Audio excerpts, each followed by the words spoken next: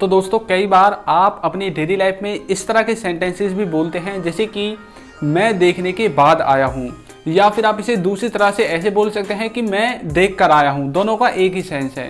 या फिर आप ऐसे सेंटेंसेस बोलते हैं वो पूछने के बाद गया है, या फिर वो पूछ कर गया है। इन दोनों का एक ही सेंस है, सिर्फ आपके बोलने का इनमें अंतर पड़ जाता है। अब ऐसे सेंटेंसेस को हम हिंदी से इंग्लिश में किस तरह से ट्रांसलेट करते हैं, तो चलिए इस वीडियो में बात कर लेते हैं। सबसे पहले हम इसके एडवांस स्ट्रक्चर के बारे में बात करेंगे। तो देखिए, इसके स्ट्रक्चर में आपको सबसे पहले सब्जेक्ट लगाना है, उसके बाद आपको हैज़ या हैव, इन दोनों में से किसी एक का यूज करना है, और उसके बाद आप जानते हैं कि हैव और हैव के साथ आपकी वर्ब की थर्ड फॉर्म आती है, तो आपको उसे लगा देना है।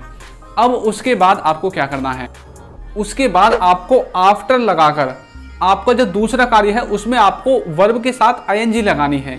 जैसे कि मैं आपको एग्जांपल दूं, मैं देखने के बाद आया हूं, या फिर मैं देख कर आया हूं, तो इसकी इंग्लिश बनेगी I have come after watching, यानी कि मैं देखने के बाद आया हूं या फिर देख कर आया हूं। ये इसका सेंस निकलेगा। एक एग्जाम्पल और देखिए, वो पूछ कर गया है या फिर वो पूछने के बाद गया है, दोनों का एक ही सेंस है। इसकी इंग्लिश बनेगी He has gone after asking, यानी कि वो पूछने के बाद गया है, वो परमिशन लेने के बाद गया है। तो इस तरह से आप इन्हें ट्रांसलेट कर सकते हैं।